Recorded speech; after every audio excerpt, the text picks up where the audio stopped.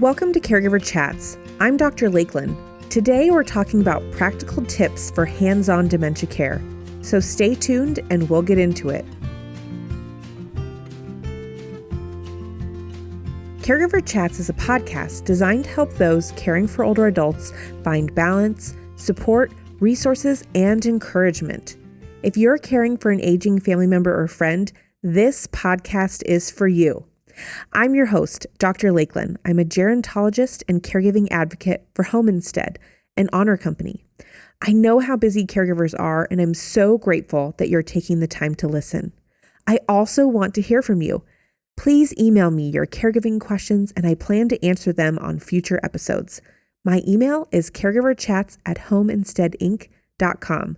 That's homeinsteadinc.com. Last episode was a bonus episode released on World Alzheimer's Day. In that bonus episode, we heard from the Alzheimer's Association's CEO, Dr. Joanne Pike, about the latest in Alzheimer's research and resources for family caregivers supporting individuals living with dementia. If you missed it, you'll want to be sure to go back and listen. Today, I'm excited to talk about practical tips for hands-on dementia care. I'm joined by my good friend, David Troxel. David Troxel is an internationally known expert in Alzheimer's disease and memory care. He's worked over 25 years in the caregiving field, developing and teaching care techniques as a consultant, writer, and speaker. He has co-authored the book, Best Friends Approach to Alzheimer's Care, along with many other influential books and resources relating to Alzheimer's care and training. You can learn more about his work at bestfriendsapproach.com. Welcome, David. I am delighted to have you today as a guest. It's great to be with you as always, Lakelyn. Thank you. I always love our chance to get to talk about dementia care, and practical tips are one of my favorite topics because people can put them to use right away. So I think this is going to be a great conversation. I'm looking forward to it. And I know we have a lot of ground to cover, but it's always great to get your wisdom and the wisdom from Home Instead. Well, likewise, you are full of wisdom, I know. In today's conversation, we're really talking about those practical tips for hands-on care. I know you and I, again, could talk about dementia care for hours, but here's a few things I would really like to cover. So we're going to talk about an overview of the best way to approach care, because sometimes our approach has a lot to do with the outcome. We'll also talk about how to turn a no into a yes. And we'll also go over some tips for bathing and personal care, because David, you and I know that's an area we get lots of questions about. And then finally, I think it'd be great to end with some ideas for meaningful engagement. So if that sounds good to you, David, then we'll jump right in. It's a great agenda. Look forward to chatting. Let's start by talking about the approach to dementia care. It's harder sometimes for people living with dementia to communicate and understand certain words and actions that, we often don't have to think twice about. So we really need to take all of this into account in our approach to dementia care. And David, I know you've written about this in your book. So why is the approach so important? Well, Lakelyn, it's an excellent question. And I think it's pretty much everything when it comes to quality care and really understanding the experience of Alzheimer's disease and the other dementias. I think many of our family care partners and professional caregivers, I think sometimes they don't realize that dementia changes everything. The person is slowly having this progressive decline of memory, thinking, judgment, personality can change. And some of the old ways of communicating or relating to your mother or father, for example, or brother, sister, or husband, partner, whoever it is, they're going to change. And so I always want to say that it's important to empathize with a person's experience. Know that when a person's forgetful, has confusion, they're not quite sure what's happening around them, that we have to adapt. We have to, perhaps you and your spouse always argued about everything, and you had this give and take. Maybe you made every decision together fully. But now with that person having diminished capacity, we have to sometimes step up and change our dynamic, change our approach. I always like to say, the simplest example I can come up with, if mom says President Eisenhower is doing a great job, you don't say, Mom, what's wrong with you? He's not alive. He's not the president. You might want to say, I like Ike too, or something like that. You want to pivot. A really good analogy for many family members who struggle to accept that the disease is real is, imagine like when I was wearing a cast today, you could, maybe you could see me wearing a cast in my arm. You would say, David, what happened? I say, oh my gosh, like when I fell in the shower, I broke my arm a couple of days ago. What a catastrophe. Well, you wouldn't expect me to play tennis with you this weekend or go golfing or help you move because you can see a broken arm, but you can't necessarily obviously see a broken brain without the scans. So it's important to accept this disease is real, to pivot, and to walk a mile in the shoes of the person living with cognitive loss.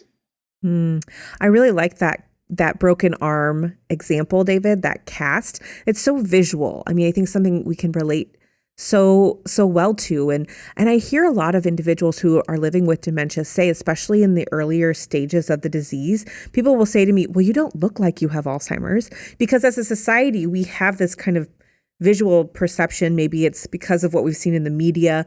A person with Alzheimer's is a person, in a nursing home in a wheelchair, slouched over, non-responsive. And that's just not the reality. A lot of people continue to live a rich life with dementia. They can be interactive, but we just have to sometimes change that approach. So I think that cast analogy is really helpful. It's absolutely true. And, there's 300,000 to 500,000 people in the U.S. who are under the age of 65 who have a younger onset dementia. There's certainly many people with mild cognitive impairment, people who are in the early stages of Alzheimer's. And so it's important to recognize that, as I write about in my books, if you've kind of met one person with Alzheimer's, you've met one person with Alzheimer's, you want to work to create a unique care plan, create that therapeutic, positive environment, build on someone's strengths, build on their life history, social histories. And I think there's a lot you can do, Lakelyn, I know you absolutely agree, to lift the person up with dementia, help them be at their very best. And part of it as a family member is to learn all you can, is to take advantage of all the incredible online resources, these kinds of podcasts, the Alzheimer's Association.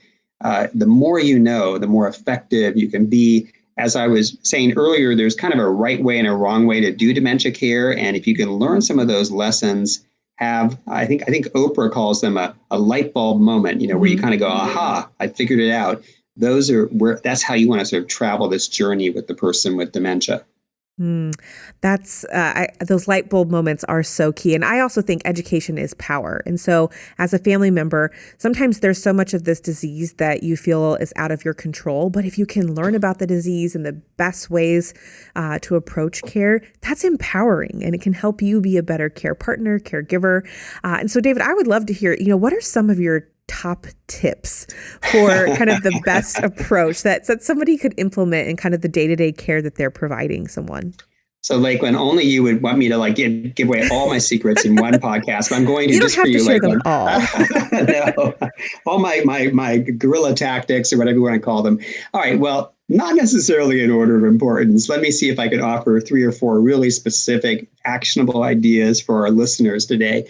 I think number one is keep the person as healthy as possible. One of my colleagues and professional friends, Dr. Mike McLeod at UC Davis here in California, he likes to say that dementia doesn't travel alone. Very smart. And what he's saying is that even when mom or dad have Alzheimer's or other dementias, they have other things that typically or often can accompany the diagnosis of Alzheimer's that are actually treatable. So if your family member is depressed, if their blood sugar is high, because we know that high blood sugar can be an enemy of the brain, if they have a thyroid issue, B12 deficiencies, if maybe they're living by themselves, Lakelyn, and taking their pills all wrong or taking inappropriate over-the-counter meds, you want to check that list of treatable things, depression, pain, et cetera, and make sure that you're keeping them as healthy as possible. So certainly that would be the first thing I would argue. Second, when we think about the world of dementia, I like to kind of think about it as, one of our goals as a family member is to create a therapeutic or healing environment. To do our best to surround the person with affection, friendship, music, activity, engagement. We'll give some more of those ideas later, but keep them active and engaged with the best kind of care involving music and being outdoors on a nice day. All of that is very healing. I think it's good spiritual care, and it just lifts their spirits and their overall wellness. I think my third tip, besides keeping them healthy and kind of working to create this therapeutic environment, would be to write up a short kind of history of your family member, like a a top 10 card of their preferences, or do a little mini memoir of them, because you want to lift up as many of their really wonderful memories as you can. Maybe your father was teacher of the year in Omaha, or your mother was one of the first women pilots who worked with Boeing, or again, a family member just certain likes and preferences. They lived in Honolulu, Hawaii, and they loved everything about the ocean and Hawaiian culture. You want to know about these things so you can weave them into care. So perhaps particularly as maybe a home instead worker comes in, I know you have your own social history forms. You want that worker to know as much about them as you can. If your family member has to go to ER, you want to take this mini memoir with them. And even as a family, families will often say to me, mother can't do this, mother can't do that. She won't do this, she won't do this. Well, I'll say, well, what does she still enjoy? And maybe she played piano for many years. And if you take her to the keyboard, put her hands on the keyboard, get her started, she can still enjoy that or enjoy art. So celebrate their life story, respect their preferences. If someone was raised in Louisiana, they like hot and spicy food, they may not have the wherewithal anymore to ask for that Tabasco sauce. But if you can pull it out and say, mother, look what I have for you for your meatloaf, bump, bump, bump, bump, and put it on and say, let the good times roll and let them have their spicy eggs or meatloaf. I think that's another way to kind of create that nice connection. So those are just, I think, 3 initial ideas, Lakelyn.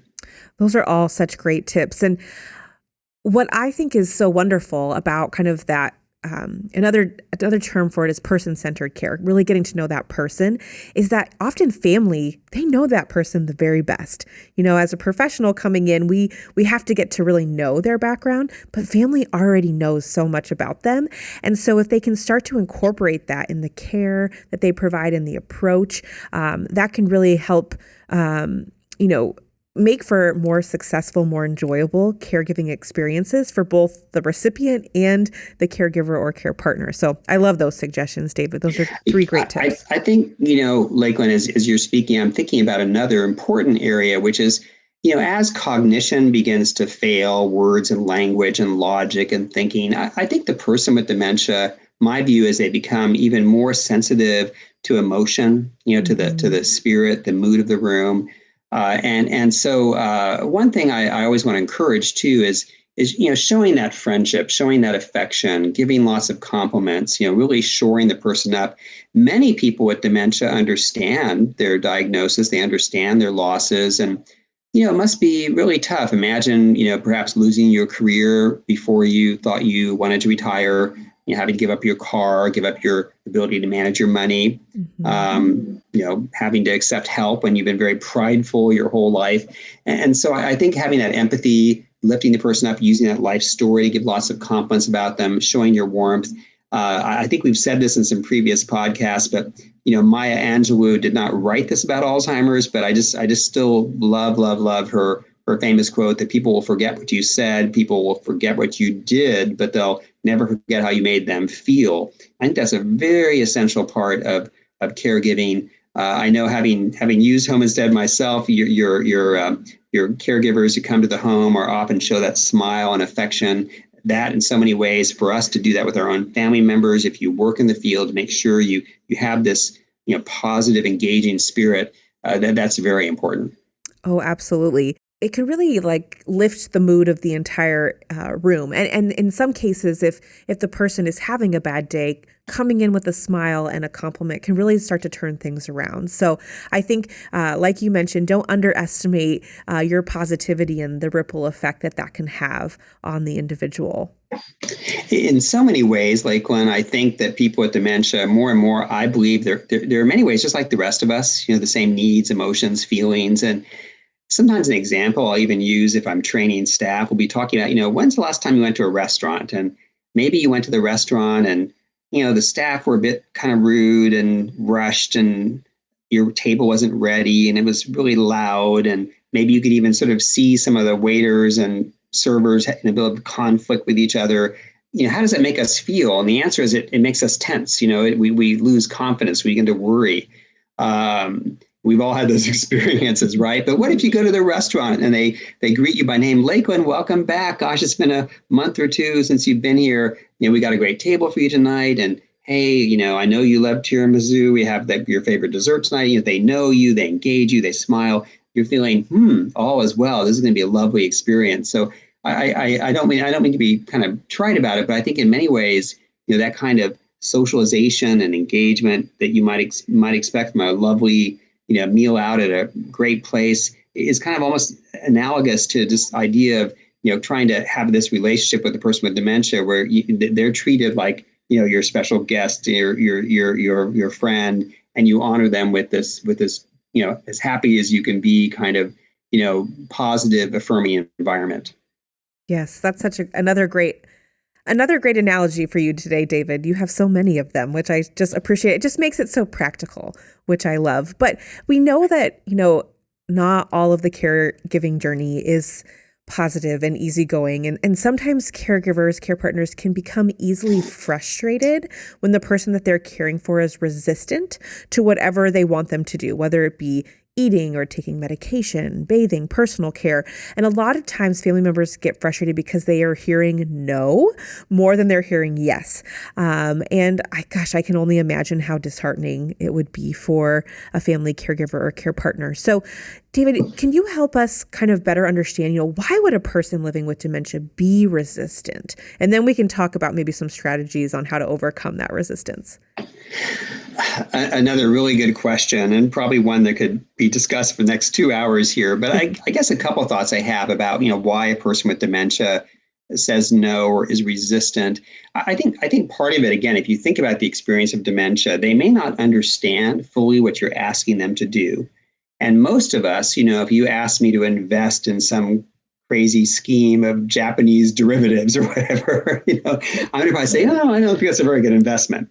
Now, maybe it's the best investment ever, but I don't understand what it is, so I'm going to say no. If you say to your mother, why don't we go out to the shop and go shopping? And I know you love to go and go to the thrift shop, and we'll go look at some fun things. She may not really understand, what you're asking. And when we don't understand something, Lakelyn, when we're confused, we're more likely to say no. Mm-hmm. So that's one reason we often have the no's. The other thing is that apathy is a major issue for people with dementia. They often kind of experience that apathy. There's personality change. Often someone who's always been on the go and doing all these things no longer does. So resistance, I think, can in some ways stem from the apathy. It can stem from depression, some of the symptoms of dementia, but also can just be that they don't really understand what you're asking them to do. So one of the things that actually Lakelyn, I think Home Instead is part of their fundamental curriculum that I really like is this concept of not taking the first no as your only yes. answer, because they're going to say no. So you want to be persuasive. And I like to say, try 3 times to turn a no into a yes. So again, you might say, Mother, would you like to go to the garden today? Oh, no, dear, I'm tired. Now, Mother, number 2, Mother, your favorite color is red. There are red roses out there. You really need to see these. They're so beautiful. I think you'll be so happy. Oh, no, dear, maybe next week. Now, Mom, you studied, number 3, you studied to be a certified master gardener. I'm so proud of you. I don't think our gardener's, pruning those roses very well. I could sure use your help. Here, take my arm. Please come with me. Let's just take a minute so you can just tell me if the gardener is doing a good job with those roses, and then maybe that 3rd time they say yes. So this is sort of the idea. We want to engage them in as many ways as we can. And of course, don't ask, like, do you want to, Lakelyn, come with me to do this? Instead, you want to say, hey, Mom, take my arm, come with me. I've got something fun to show you, or let's go, or, we have a reservation, or we have an appointment. And sometimes you can kind of frame things that way. The only other, I know, like when you wanted me to really focus on tips here, I will say that, just like the rest of us often have a need to be needed, I think people with dementia do too. So sometimes if you're going out to do something with the grandchildren, or going out to buy a present for someone, or you're doing an art project as a gift for the grandchildren, you're making dog biscuits, one of my favorite things to do with people with dementia, to give to the local animal shelter. Sometimes that sense of purpose can also drive them from a no to a yes. Absolutely. I think that is a great tip, because we all want that sense of meaning and purpose. And so if we can find something that brings that to the individual, then again, they're more likely to say yes. And another thing that I know can be so helpful is, especially if a person's not really understanding maybe the activity, is to break it down into easy steps that are more manageable. So instead of saying something like, okay, it's time to brush our teeth, they might not know or remember how to do that. So if you break it down and say, let's start by just finding the toothbrush and the toothpaste, and again, break it down into small steps, that can also kind of make the concept less ambiguous and more digestible for the individual. Again, after because that individual might be just too overwhelmed. They might not understand what you're asking them to do or remember how to do it. And I know another tip, David, that you had said a long while ago that I love to share is also giving verbal and nonverbal cues too, because sometimes we just almost need someone to show us, maybe it's that brushing motion to just kind of push the start button in our brain to help the individual remember, oh yeah, that's how we brush our teeth. Because again, it might just take a little extra prompting to get them to remember. Lakelyn, excellent. And this idea of kind of pushing the start button, I think is very important. So again, to your good example of brushing teeth, maybe you pull out the toothbrush and you put some of the toothpaste on it and show them. You might even, model it. You might even do it with them, and have your own toothbrush and do it with them. So those are the kinds of things I think are important. Show and tell, all of those can be very, very powerful. Going back to the life story idea again, sometimes that can also be another incentive. If someone really loves a good cup of coffee like I do, Mom, let's get this chore done. Then I'm going to make you a wonderful cup of coffee just the way you like it. And we've got some brownies in the oven. So sometimes you can kind of almost do certain things. Or maybe I was at a assisted living community recently, and the gentleman had been an antique dealer and loved antiques. And so, they would often say, well, we're going to watch the Antiques Roadshow. They'd have the video of that on streaming, or look at some antique catalogs. And he so enjoyed that often he would kind of do some of the things that they're asking him to do so they can get ready for their kind of antiquing session. That's great. Yeah. Again, pulling from that life story. I love that. And again, family are the best to know about their life story. And sometimes because of dementia and Alzheimer's, you learn more about their life story than you probably would have otherwise, because sometimes really neat stories come about as you start to kind of peel back the layers of the onion in terms of their kind of life history and life story. It's very interesting because sometimes, of course, the person with dementia can remember what happened 60 years ago, but not what happened 60 minutes ago. And often they begin to tell you things that, you're not even always sure are completely true, but are still really interesting. And of course, we want to get into their reality. If they start signing their name, Senator David Troxel, and they never were a senator, maybe they always wanted to be in politics, you might say, well, good morning, Senator, nice to meet you, versus, what's wrong with you again? You were never that. So, I think just kind of getting into their reality. I think being playful, having some fun with it is very powerful. But, families do come in all shapes and sizes nowadays, and not even family members always know the person with dementia that well. So this life story can be powerful for family members as well, to remind us about our family members' achievements and successes and certain things that we should kind of double down on with them. Absolutely. Well, I know we've already talked a little bit about some personal care and bathing, which I mentioned earlier. That's one we get lots of questions about. So I would like to dive into that, David. But first, we're going to take a short commercial break. This podcast is brought to you by Home Instead, an honor company. If you find yourself needing extra support as a family caregiver or time away from your caregiving responsibilities, Home Instead can help. Our home care services are delivered by compassionate care professionals and range from personal care, meal preparation, and medication management to Alzheimer's care and hospice support. Visit homeinstead.com to learn more and to find a location near you. So I know, again, bathing and grooming, restroom activities, personal care, it can really be a time that it can be very challenging. And we were just talking about, turning a no into a yes. And it's these type of activities that we hear a lot of no's.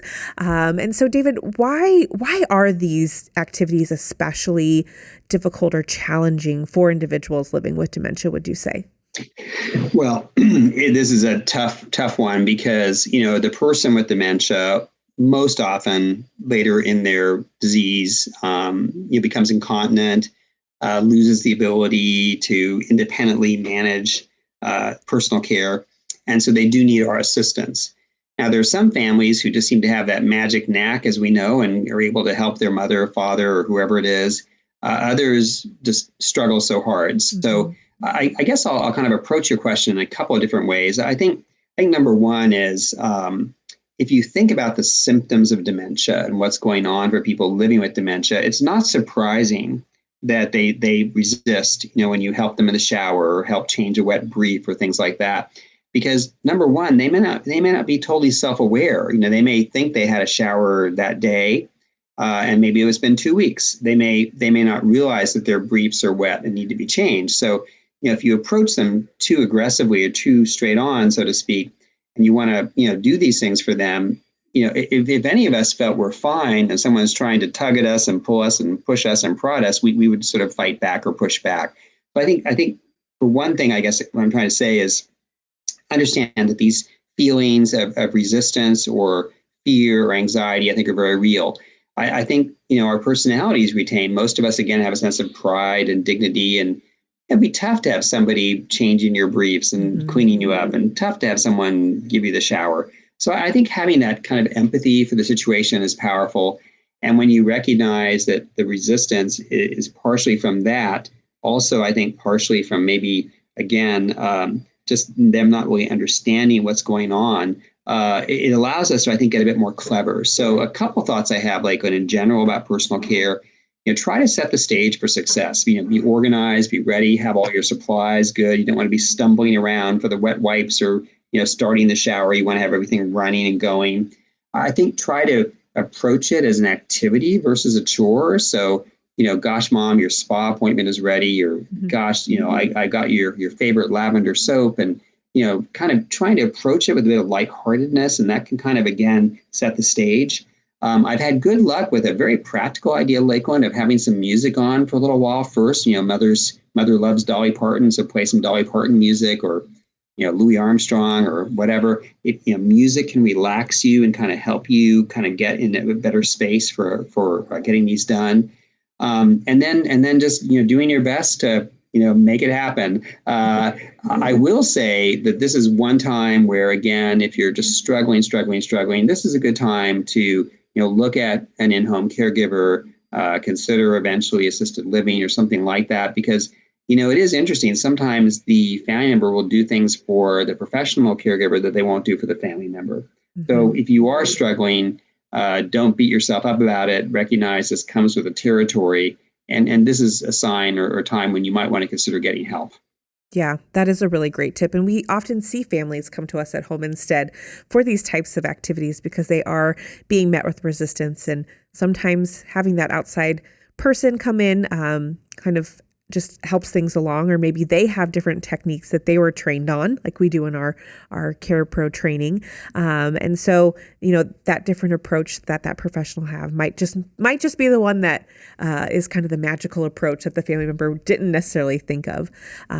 But so many good points, David, that you just brought up. And I think you also made such a great point when you think about, if you put yourself in their shoes, having somebody assist you with such those personal activities that we've been able to do for ourselves for a very long time.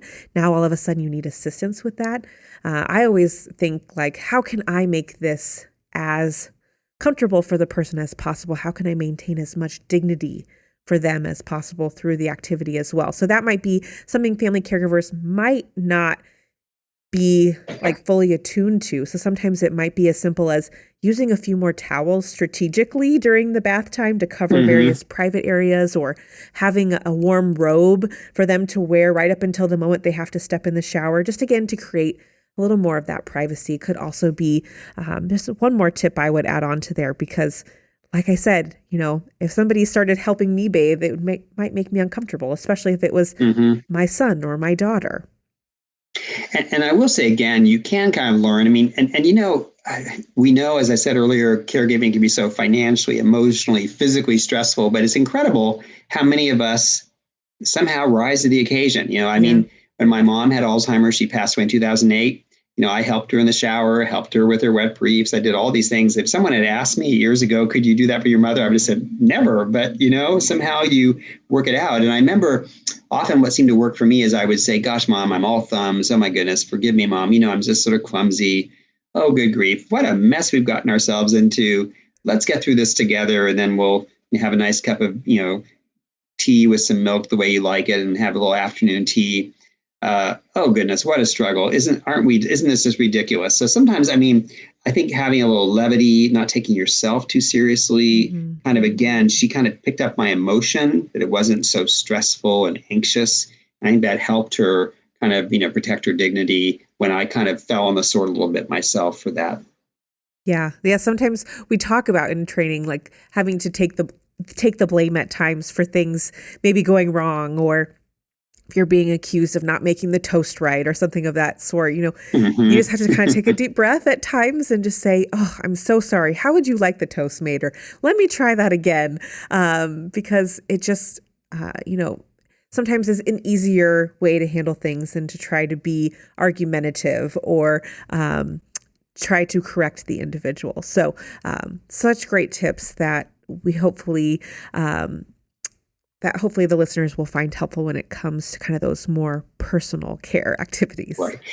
And sometimes even the best caregivers, as become the bad guys. We're the one kind of making decisions and bossing people around. So I always say in my own writing and working what I call the best friends approach to dementia care, about trying to focus on this socialization and engagement, I always say trying to become the bad guy. So again, maybe you can blame the doctor. Mom, I know you don't want to take a shower today, but the doctor wants you to have 3 a week, and that doctor, we doctors are hard to find nowadays. And if we don't follow her wishes, she might just, discharge us from her practice. So we want to keep the doctor happy, And so sometimes if you can blame somebody else, that can be powerful. And of course, timing's everything. Sometimes, you'll strike out at one point, you try an hour later, and then it will work out as well.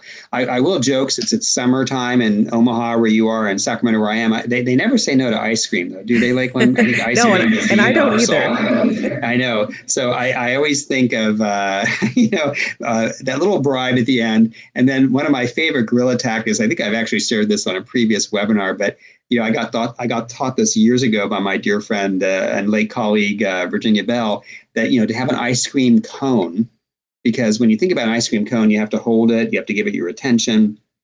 And what do ice cream cones evoke for all of us emotionally? Childhood, happiness.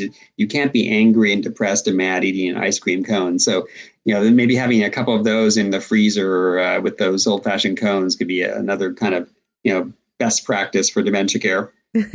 I love that. You're right. Who doesn't love ice cream? So such great tips that we've shared so far. And one final thing I want to talk about today, David, is that meaningful engagement. Again, this is something we train our care professionals on at home instead, is finding ways that are meaningful to engage the person with dementia. And I would love to just talk about why this is so important. Well, as you know, Lakelyn, and kudos to the Alzheimer's Association for all their advocacy around research, and some of the new medicines that have come out are, so promising. Our pipeline is ahead.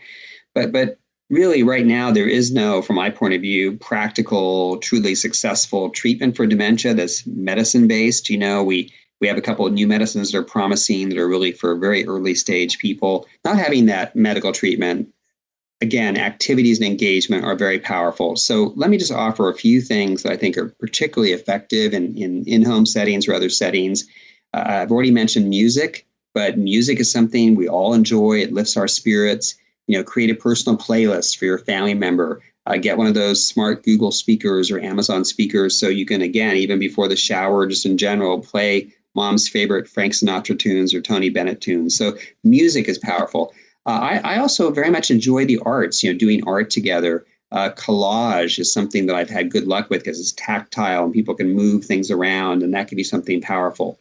Being with children, being with animals, again, very, very effective. Most people love children, animals, pet therapy, all that can be powerful. Being outdoors, Lakelyn, on a nice summer or fall day, being outdoors is sensory, spiritual.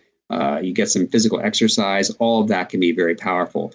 I mentioned exercise briefly, but of all the things out there that we think may delay the onset of Alzheimer's disease, exercise is number one. And there's even research out there that people who have Alzheimer's and who exercise regularly, it may slow the progress of illness. So exercise, walking, chair yoga, those are all some cool things.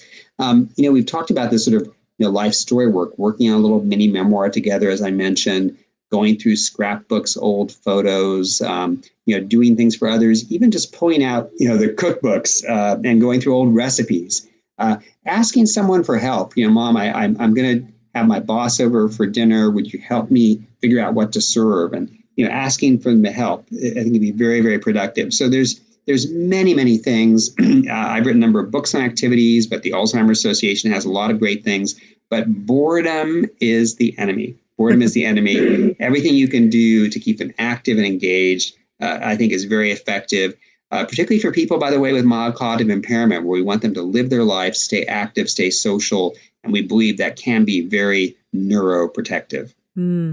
Such great tips there, David. And I think sometimes family members and even, professionals that work in this industry, they can overthink what it means to have a meaningful engagement. And so, sometimes we can also just turn everyday activities that we're doing into a meaningful activity for that individual. So it could be, like helping set the table for dinner or helping to fold laundry. And it might not feel like a grand activity like maybe crafting or collaging is. But again, it goes back to that meaning and purpose that we talked about earlier, provides them that opportunity to contribute to their environment, to help out. And especially if you think back to that person's life story or their kind of memoir, what are the things that they loved to do in their life? And then how can you turn that into a meaningful activity now? And I know one example that we often share with our care professionals in training is, a banker, somebody who worked with finance, maybe sorting, everyone has that loose change jar. So sorting that jar into pennies, quarters, nickels, dimes, that might be a meaningful activity for that individual. Now, somebody that never was good at finance, that might not be meaningful to them. So again, you have to kind of learn what's important to them or what has been important in their life and find creative ways to turn that into opportunities for meaningful engagement. But at the same time, you also don't have to overthink it. I think you're absolutely right. And in terms of just, simple things can be very effective. Holding someone's hands, talking, visiting. I always love that old saying, sometimes doing nothing is doing something. And, sitting on a park bench and watching the world go by, or sitting in your backyard and having some lemonade and, looking at the hummingbirds and the neighborhood cat who jumps over the fence. I think all of that's living life and very, very healing and therapeutic, not only for the person with dementia, but for all of us as well. Absolutely. Well, David, this has been just such a wonderful conversation. I always take away so much every time we're able to get together and have a discussion. And I guess my last question to you is if family caregivers or care partners could remember one thing that we've talked about today, what would you think is the most important thing for them to take away from our conversation? Okay, Lakelyn, you know me, I can never follow your directions exactly. Can I have two? You can have two, yeah. Learn all you can. Learn all you can. Again, as you said earlier, Lakelyn, so nicely that, it gives you power to learn everything you can. And even though we didn't talk a lot about today, I would say don't wait to utilize services. There's so many good things out there, from online support groups to, the Alzheimer's Association's handouts and websites and connections. Great companies like Home Instead that can send, even if you don't think you want that, maybe you start off with 4 hours a week, 3 days a week or something. What I find is that the families who try so hard to do everything themselves ultimately struggle. But the families who are willing to, check out the local adult day center or go to the support group, they begin to kind of build that caregiving team. So I think that's a powerful message, is to, again, utilize services early and often, because not only will that help you get some respite as a care partner, but also will expose your family member to greater socialization and the greater community at large. Those are some great tips. And we'll make sure to put some links in our show notes to a lot of those resources that you just mentioned, David. And I want to thank you so much for your time today and for your wisdom and thoughts, and then for all the advocacy and work that you do within the greater Alzheimer's community. It's been such a pleasure. And I would encourage everyone to check out David's website, bestfriendsapproach.com. So thank you again, David. Thank you, Lakelyn. I want to thank David for sharing his knowledge and wisdom today. I hope that these tips help to set you up for success in caring for your loved one living with dementia. Do you have any additional tips that you want to share on dementia caregiving? Please email me at caregiverchats@homeinsteadinc.com. That's homeinsteadinc.com. In the next episode of Caregiver Chats, I'm going to explore various care options that exist today. Some people think that staying at home or going to a nursing home are the only options, but that is simply not true. I hope you'll join me and Nicole Will of the Will Gather podcast as we help to lay out the care continuum. I also invite you to follow us on Facebook and Instagram at Home Instead Inc. That again is Home Instead INC. There you can find previews of upcoming episodes, caregiving tips, and more. You can always find these links in the show notes. Thank you for listening, and please remember to take good care of yourself while you care for others. Caregiver Chats is brought to you by Home Instead. If you're looking for in-home care to support you on your caregiving journey, please visit homeinstead.com/caregiverchats to learn more.